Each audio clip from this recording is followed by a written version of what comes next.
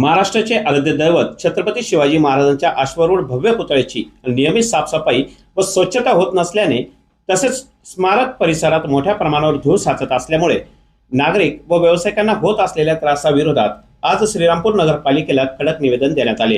हे निवेदन electronic and print media पत्रकार संपादक संघ महाराष्ट्र राज्य यांच्या वतीने देण्यात आले असून असलम अवध बिनसाद यांच्या नेतृत्वाखाली पत्रकारांचे शिष्टमंडळ हे प्रशासक प्रांताधिकारी यांना भेटले।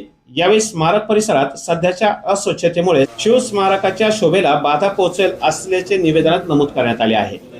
शिवस्मारक हे पालकमंत्री माननीय नामदार राधाकृष्ण विखे पाटील व माजी खासदार सुजयदादा विखे पाटील यांच्या विशेष प्रयत्नातून साकार झालेले ऐतिहासिक व अभिमानाचं स्थळ असून त्यांची योग्य देखभाल होणे ही प्रशासनाची जबाबदारी असल्याची भावना पत्रकार संघटनेने व्यक्त केली। श्रीरामपूर शहरातील महाराष्ट्राचे आराध्य दैवत श्री छत्रपती शिवाजी महाराज यांच्या पुतळ्याची दररोज साफसफाई व स्वच्छता तसेच परिसरातील धूळ नियंत्रणाबाबत आम्ही एक अर्ज देणार आहोत।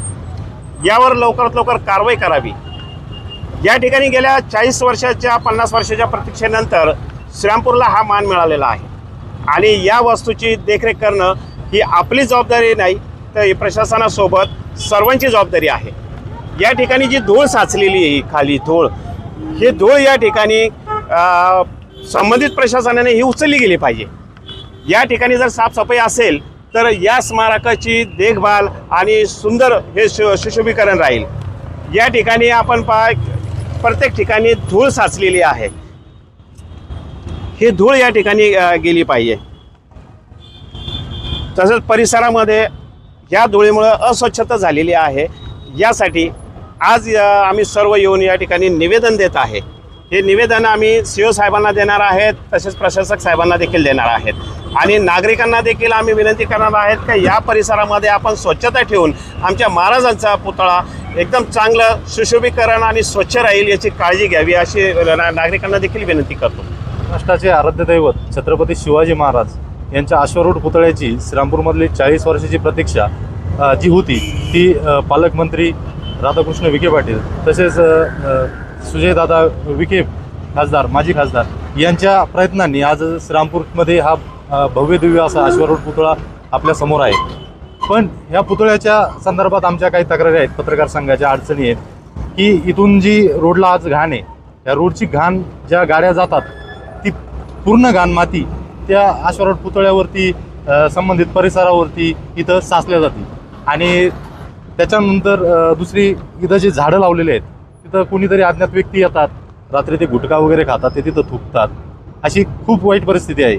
आपण जे 40 वर्ष प्रतीक्षा लावलेली आहे, आपण आज छत्रपती शिवाजी महाराजांचा अश्वारूढ पुतळा बघतोय, याची स्वच्छता ही दररोजच्या दररोज नियमित नगरपालिकेने संबंधित प्रशासनाने करावी अशी आमची पत्रकार संघाची अपेक्षा आहे। आम्ही त्या संदर्भात आज इलेक्ट्रॉनिक मीडिया तसेच प्रिंट मीडियाच्या मार्फत एक निवेदन तयार केलेलं आहे। ते निवेदन आम्ही आज सीओ साहेबांना तसेच प्रशासकीय अधिकारी जे बसलेले आहेत प्रांत साहेब त्यांना आम्ही हे निवेदन देतो आहोत।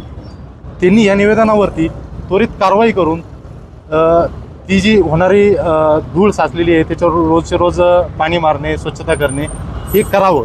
हे जर नाही झालं तर आम्ही इलेक्ट्रॉनिक मीडिया काही दिवसात तीव्र स्वरूपाचं आंदोलन करू आणि प्रशासनाला जाग आणण्याचं त्यांचे कान टोचण्याचं काम करू। सध्या स्मारकाजवळील रस्त्यावर मोठ्या प्रमाणात माती साचल्याने धुळीचे प्रमाण वाढले असून त्याचा मोठा त्रास नागरिकांसह परिसरातील दुकानदारांना सहन करावा लागत आहे। धुळीमुळे आरोग्याच्या समस्या उद्भवण्याची शक्यताही नाकारता येत नसल्याचे निवेदनात स्पष्ट करण्यात आले आहे।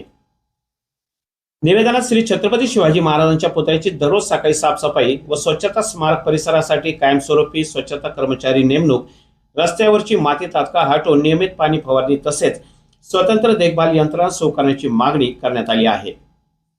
या मागण्यांवर तात्काळ कारवाई न झाल्यास तीव्र आंदोलन छेडण्याचा इशाराही निवेदनाद्वारे देण्यात आला आहे। यावेळी असलम बिनसाद, जय सावंत, रवींद्र आसने, इम्रान शेख, राजेंद्र सूर्यवंशी, संदीप आसने, इनायत आतार, प्रवीण साळवे, मयूर पिंपळे, शोएब शाह, अजिंक्य पटेकर, संजय वावूळ, अभिषेक बारसे तसेच शहर व परिसरातील मोठ्या संख्येने इलेक्ट्रॉनिक व प्रिंट मीडिया पत्रकार उपस्थित होते।